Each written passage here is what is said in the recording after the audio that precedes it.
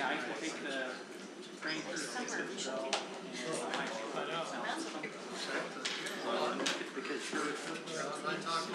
Race is on. Yeah. Sure. Did you? Is she pretty good natured? Well, I left a message last week, and she didn't call back. She called back So who's sick at your house? Oh, take your pick. My son and I came over to campaign that I was glad I told him we had a good relationship. Yes. So that when those he thought I was stealing his signs. Thursday. I didn't pull anything. You're gonna start sick on Friday. Yeah. I'm watching my daughter because she went to FSY last week. What She you gotta said do to me something. is you gotta Well, Mom, some of my friends in my group didn't know when they're gonna be having their meetings. And to my knowledge, she's the one that has not had, I mean, she has a child now. So what kind of breaking that? Well, I did take this one. That's what you needed. Guy on the inside. My daughter finally did show positive on Sunday. I took the other one for PCR this morning. They share a room, and so I'm just assuming it's major. So if it's not COVID, I don't want her back in the same room. Yeah, separate them. So she's sleeping down the basement. I'm sleeping in the basement, but then I'm like, but then I'm gonna get it if I'm sleeping with her. Oh dear. It's crazy. Are we live? Oh, beautiful. I love the thumbs up when it comes to technology. All right, we're going to go ahead and get started. We have everybody here. Today is Tuesday, July 5th, 2022. Let's start with introductions. Let's begin with you, Terry. Terry Budd. Julie Jackson. Connie Burgess. Nicole McDermott. Chris Wynn. Clark Nelson. Rich Nye.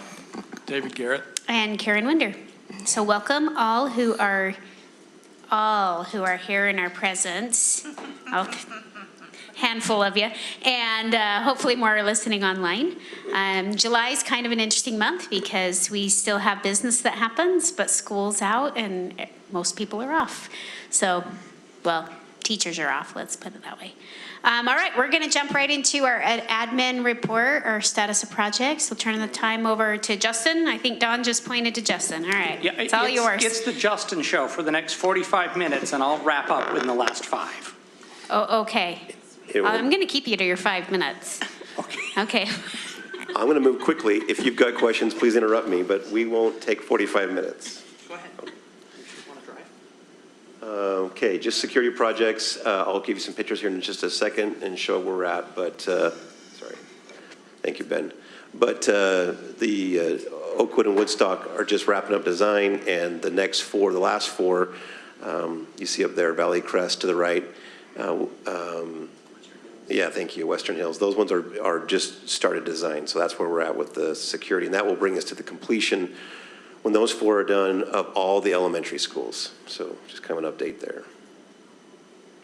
Hardvixen, you can see, oh, sorry, I'm looking at the screen. I see both pictures here. The demolition's complete. They are ready to install the storefront once it arrives in mid-July, and we're on track. And you can see there, the picture to the left, when you came into the Hardvixen school for the front doors, that window was to the left there, that the glass is removed now, but that was a window.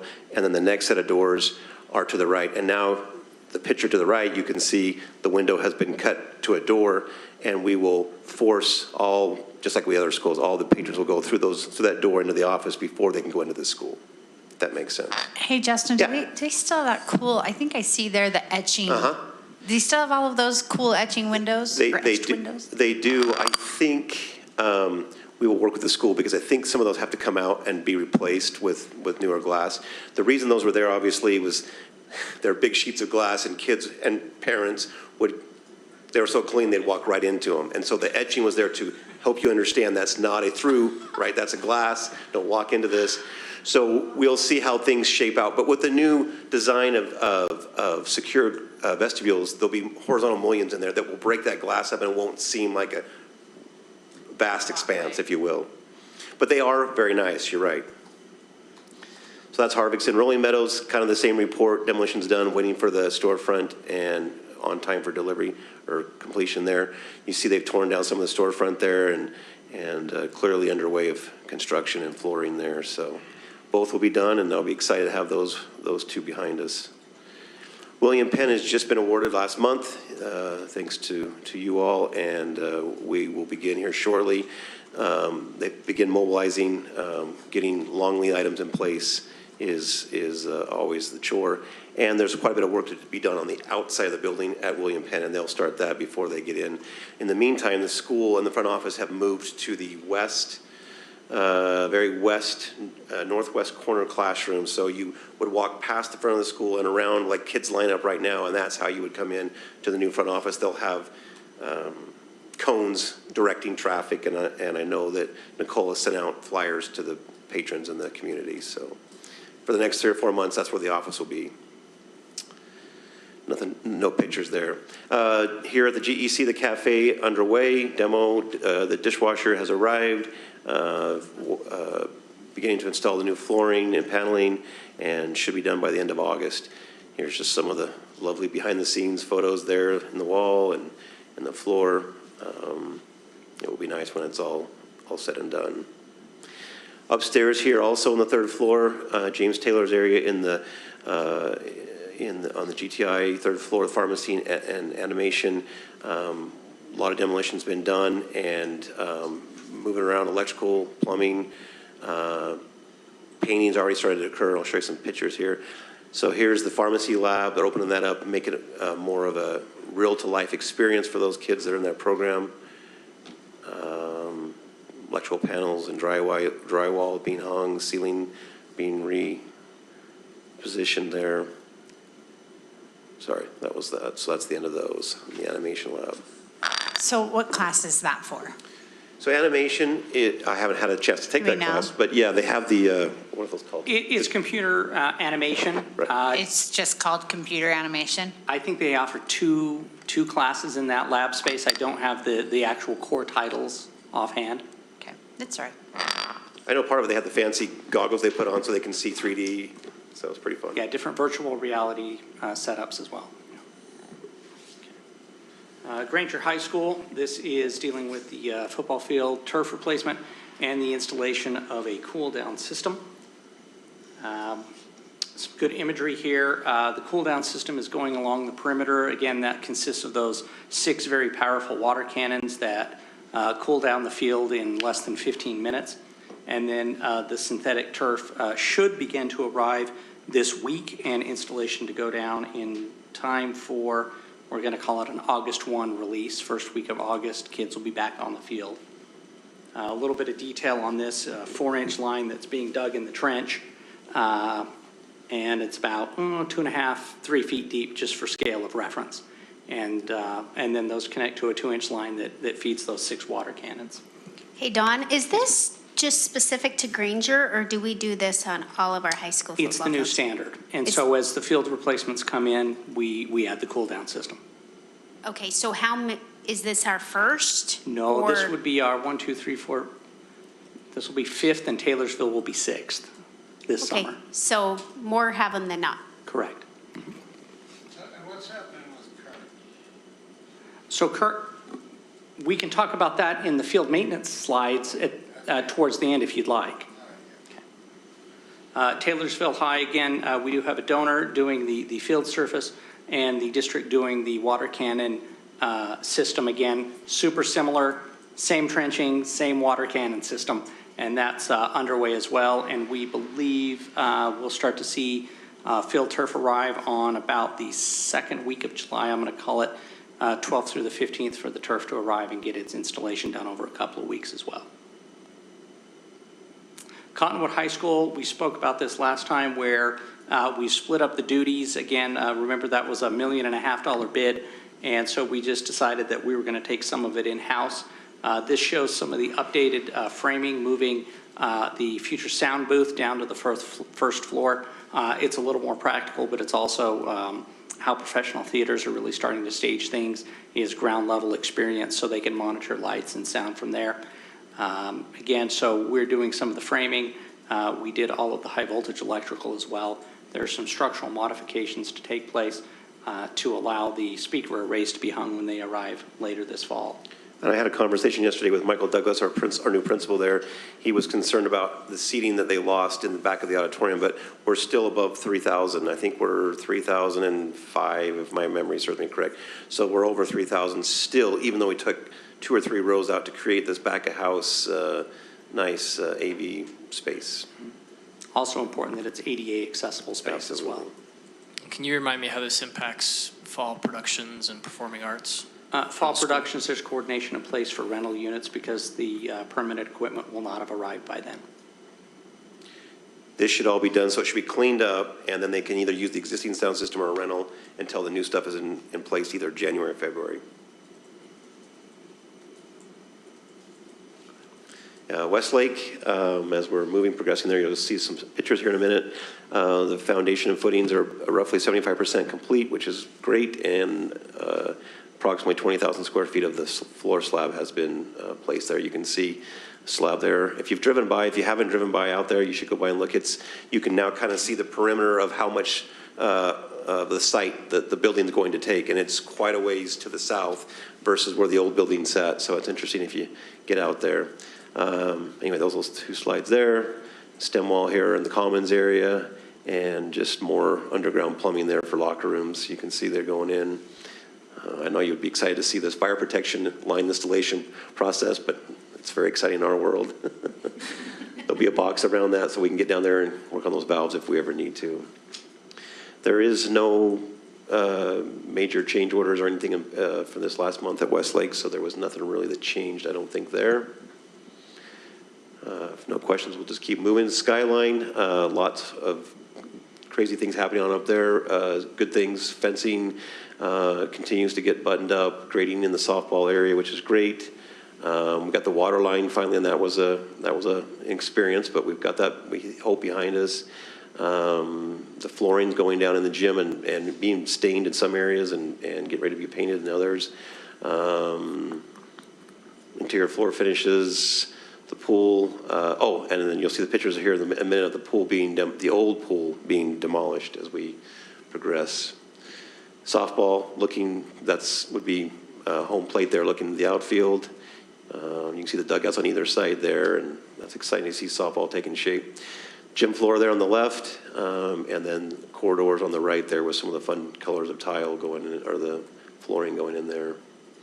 This is the new lacrosse and soccer field just to the west of tennis, up the hill there you see tennis, and then football further west and baseball further west, or east, excuse me, but ready to go for this fall. Yeah, it's exciting. See some lighting going in there in the corridors and stairwells. There's the demolition of the existing pool and auxiliary gym going down, and that was of might have been a week and a half ago. So most of it's gone now.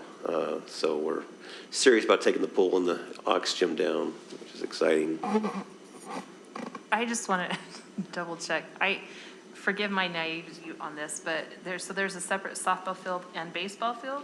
Yes. Why? Why? Because girls play a different game. So girls play softball, which is a smaller field with an all-dirt infield and no mound. Oh. Boys play on a larger diamond, larger spacing, grass interior, raised mound, and greater outfield. Okay, thank you. And that's true for all the schools. So every high school has 2 different fields? Correct. So that's the demolition they're looking, and Skyline, fairly good shape there as far as change orders this month. We didn't have anything major there, so none of that really changed. And then into Cypress, a lot of concrete being worked on out there. We'll see the pictures here in a second. Oh, you're going to talk about Cypress? No, you're fine. You're going. You go. I only have 5 minutes. Slow me down if I get too ahead of myself. And he's already taken 2. Yeah, not that she's counting. Full foundation walls going in, auditorium foundation. You'll see an orchestra pit wall here in a minute. The kitchen, main underground being installed, and then the crane pass. We keep talking about the crane pass. That's so instrumental in getting the crane where it needs to get so it can drop those big panels in place. So that's important. We've labeled some of that so you can kind of see where different things are located on the site. You'll also see a lot of housing starting to surround us. When we started, we were the only game in town, and now it seems like everything's built but us. So they're moving very quickly on all of the housing. This looks like a huge campus. It is. It- 60 enormous. acres. It'll be exciting. Yeah. It is Yeah. enormous. How close was that fire? The property that had fire? It was across the street. It wasn't by Cypress. It was on the Further east, wasn't it? first, east. Yeah. I thought it might be by. I saw that too on the news, and I thought, I'm glad it's not our campus, and nobody got hurt, thankfully. Here's the orchestra pit. You can see it quite large that is with the gentleman there as a scale comparison, but quite large and being formed up there. And then behind it, we'll hopefully see the round radius with just some underground going in there, electrical. Oh, we must have missed the slide that had the nice radius orchestra pit. Oh, we left the click to add text in there. Oops. Yep. Again, non-Cypress, nothing major as far as change orders this month, so there shouldn't have been anything that changed there. Okay, artificial turf fields. We had this on June, but the tax hearing did not allow us to cover this, so we bumped it again into July. And so starting back late last fall, we started to garner an interest in outside consultants letting us know what our field conditions were. So we went to an unbiased and independent testing entity. What we wanted to do was find somebody that just did testing, that did not do repairs, did not do field installation, and could just really tell us what the condition of a field is. So we did that solicitation, and in the first quarter of 2022, we selected a group called Firefly. Again, they don't install fields. They're a national company. They do anything from municipal to K-12 to collegiate and to professional fields. So they have a book of business here. And we started talking to them about the best way to conduct this and decided that we wanted to do this in the second quarter of this year and tried to pick something in March because we thought that would represent the worst possible field conditions coming straight out of winter where it had had snowfall on it, where we hadn't done any maintenance, and it would give us the worst of the worst. And so these tests do report back on the worst of the worst at that time. So most of the fields were in reasonable condition as stated to us by their tests. A couple of things to understand is that expectations have changed since grass fields. The expectation is to have softer, more aesthetically pleasing fields into the future and more days of play. So that's where artificial turf fields are coming in. So we're committed to having safe fields. We're committed to keeping up maintenance, and our fields were noted in above average condition for their age. And we only have one field, which was the Skyline field at that time. And of course, that would get very good marks. The 0 to 3-year-old fields, everything's right about them, and they do test well. We're currently engaged in a series of different maintenance operations to complete over the summer, and then we're going to retest in the fall and see how effective our summer maintenance was. So these are all of the tests that were conducted. And just drawing your attention to the right-hand side, you'll note which ones are related to safety and which ones are related to playability. And then, of course, the darker green being an excellent rating, good, moderate, poor, and severe, according to Firefly results. Sample of the test patterns. So they pick a lot of areas that are, again, 9 and 1 is a great example of high wear conditions. 6, also a very high wear condition location, as well as 4. So a lot of sports are using that center strip, be it lacrosse, football, soccer, etc.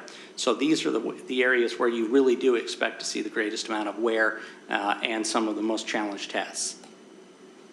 So coming out of the reports, we had field-specific maintenance recommendations. Firefly mentioned in a series of debriefs that the field issues could be solved with solid summer maintenance. And we've been asked to perform a new process, new to us process, called scarification with a tined rake. This really digs into the subsurface, stands things up, and loosens it. And so we're going to be using what's called as a vertitop machine. And so we have that equipment that we'll pull behind us that does all of this work for us. And it should provide beneficial as we do this, and they're recommending it no more than annually on the scarification process. Don? Yes. Just kind of related. How do we maintain the other artificial turfs that we've put in at any of our other schools, like the one at, not artificial turf, the not grass, the fake grass at Hunter on that slope? How is that maintained? Is it the same, is it a similar process? No. These are performance fields, so they have a completely different characteristic to them. So the stuff at Hunter that's landscaping really just has a sand infill as ballast to keep it down and to keep the grass standing up. You don't go in and do much outside of making sure that the sand is raked back up into places if it sloughs off on a severe slope. What about Walker? Yeah, the two elementary schools also have a similar to athletic field condition to them, and so they get different testing. And we do right now brooming. You use a stiff bristle broom to even out the material and to get the condition. We haven't gone to that scarification or other methods yet on those. And again, they're new enough that we're not forced to do that. So I guess I'm just asking this because, you said there's a machine that can go and. Yeah. Is that a machine that we own? We do, yep. Okay, so is it used for those fields eventually then, or? Yes. Yeah. We will get into a point where we'll do some of the vertitop on the two elementary schools. Typically, we'll be doing a broom drag and adding infill on the elementary schools. They're not the same infill, and they're not maintained the same performance level. Sure, okay, thank you. Okay. Cottonwood, you see quite a few yellows, quite a few of the light greens, and then the one that comes into play the most on the pinks is the horizontal ball roll. That's a playability factor.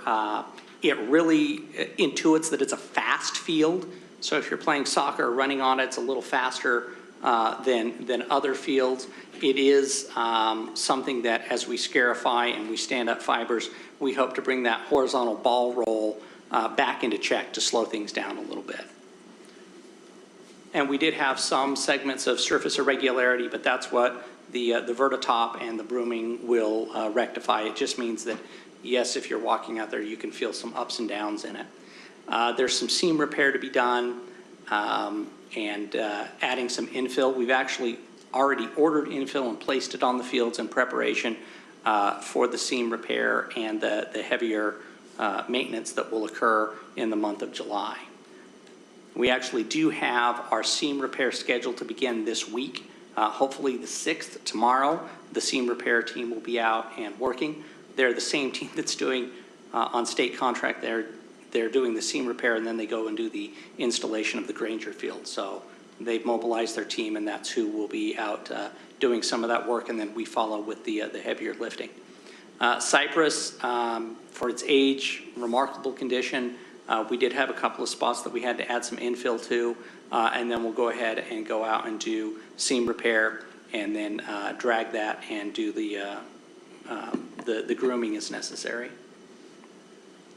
Granger in the March test was the worst field, and that's what got us into the Granger field replacement.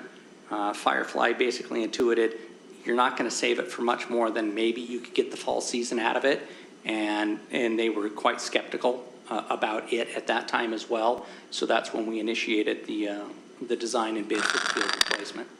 What's the life on these new turf fields if we use this new maintenance? Our maintenance has been pretty good. This is just a technique we haven't done that will get us another season or two out of them, not much more. Field warranty, depending upon the manufacturer, the warranty is for 7 or 8 years, so that's your floor. You're going to get 7 or 8 years out of it. You'd like to get 10 plus out of them. That's always a challenge, and it always depends upon, again, your maintenance, your UV deterioration. Some of the infills have had different wear life and changes. Some of the fiber technology has changed. And so we always gun for at least 10 years. And then, we're pretty much watching it very closely with actual tests to determine when that replacement cycle comes up. And remind me, I'm remembering that this, like one field cost around $1 million. So if you're just doing a turf replacement, just the carpet replacement, you're somewhere in the $750,000 range to do the turf replacement. If you're just installing from scratch, if you're going to take a grass field and turn it into an artificial turf field, you should plan on upwards of 2.5 million, maybe even 3, depending upon the drainage conditions. Okay. So Granger is really costing us, you said, $750,000? Yes. Okay, thanks. Is that with the installation also of the water cannon? That is with the water cannons at Granger, yes. So in the future, as we're not having to replace water cannons, My crystal ball is telling you 600 to 750. Yeah, because it's not getting any cheaper. And to be clear, that's to bring us up to code. It's As far as the water, I mean, that's, it's to bring us up to the district standard to give a cooling system, absolutely. Yes, these fields, on a 100-degree day, the field temperature is going to be 125 to 140 without a cooling system, and that's just not safe for student athletes and students at PE.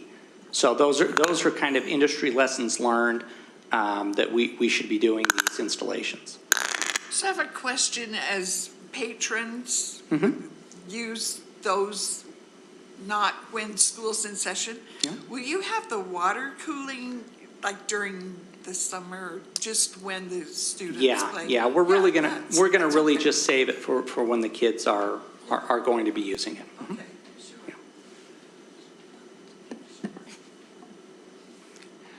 Kearns, Terry, to your question, but for the seam repair, the test results came back pretty good on the age.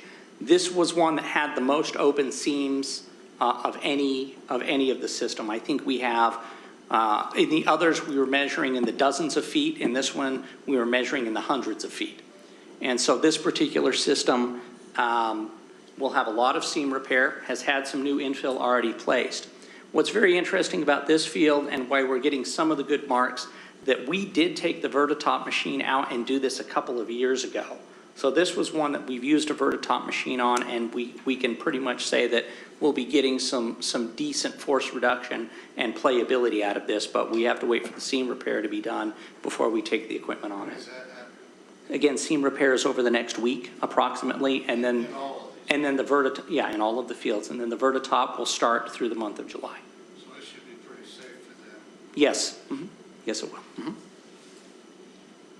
and this year it's Granger costing more money, but to be clear, as we cycle through these, everyone's eventually going to kind of take their turn. Yeah, I'd expect for the next few years to see 1 or 2 fields a year get replaced. Okay. Hunter, pretty darn decent condition. We should get good results as we go through and do the maintenance on Hunter. So Hunter, of the 4 fields that were replaced that were installed new in this same year, Hunter was the best, Cypress was second, and then Skyline was replaced with the rebuild as we moved the stadium. Olympus, again, I'd say Olympus and Cottonwood are in similar shape, same amount of seam repair, same playability issue with that, very fast horizontal ball roll, some areas that were light on infill material, and so they're receiving almost the exact kind of maintenance upgrade this year, and see what those fall test results come back as. But again, I mean, as you can guess, I'm eyeing the 2 C's or the Cottonwood and the Olympus as possible replacements coming up. Taylorsville, again, the donor replacement. You can see a lot of pinks in here. This was a challenged field as well. This particular field was 2012. Yeah, this is 10 years. And it was a Shaw carpet field, and it had some challenges. It didn't last as long as we thought it would. So that was one. Again, UV deterioration on this one, things of that nature. So each manufacturer is a little bit unique as we experience those different bid cycles that come in. I think we have pretty much a field from each manufacturer out there. Once Granger gets installed, that will be our experience, that we'll have a good understanding of all of those players. There you go. That was more than 5 minutes. I apologize. I have a question. Yes, sir. This is all focused on football fields. What does the testing and the maintenance program look like for grass fields, like for soccer fields where schools are still playing on grass, baseball, softball, so forth? And I will tell you, it is school by school. There are some schools that, for example, a baseball coaching staff may wish to maintain themselves. The challenge that we have is they like a much tighter mow than general maintenance does, and a higher fertilization and watering schedule. So there are some schools that say, hey, let us maintain our own, and there are some schools that say, come on in, we're happy for you to do it. So I can't speak to each individual grass surface, but that's kind of a challenge that you would see softball, baseball, and soccer, depending upon the field. For the most part, fields that are seeing high levels of play of soccer and lacrosse, our maintenance is a little higher. We often have to come in, reseed or resod the goal line areas. We typically do an aeration and probably up to 4 fertilizations a growing season on the fields that we're maintaining. We've also started to look into and purchased a new piece of equipment called a planer that helps us level out some of the rough spots in some of the grass surface areas.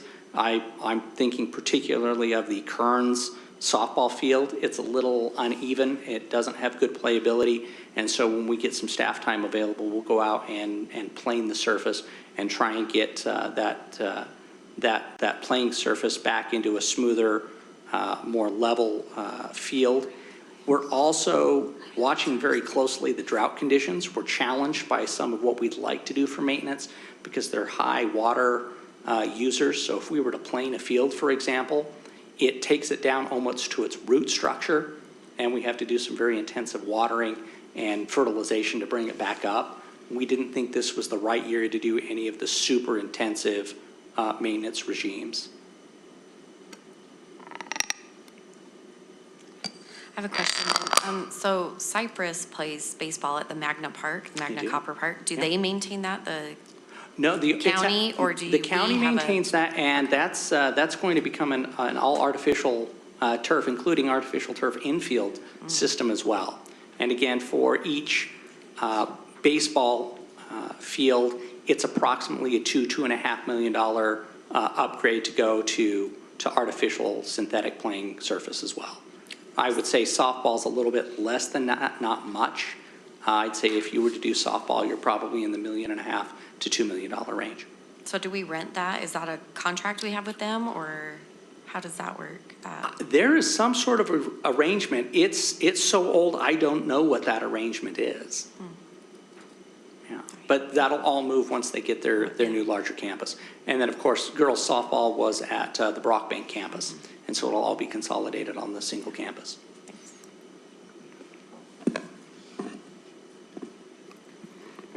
Any other follow-up questions for these two? Okay, awesome. Thanks for going over the field stuff. I'm actually glad, let me just add my little comment. I'm glad that we have a system to check these things, because sometimes it's not what meets the eye. So I'm grateful for our maintenance team that they go out, they run this very specific tests, because we like to make decisions as a board based on data. And so to have reliable data like this, where we can look at each school and how everything's scored, to me as a board member, that's helpful. So thanks to your team for presenting the good data. Thank you, that. It's a lot of work. Yeah, no, appreciate it. Thank you. All right, we will be back at 7.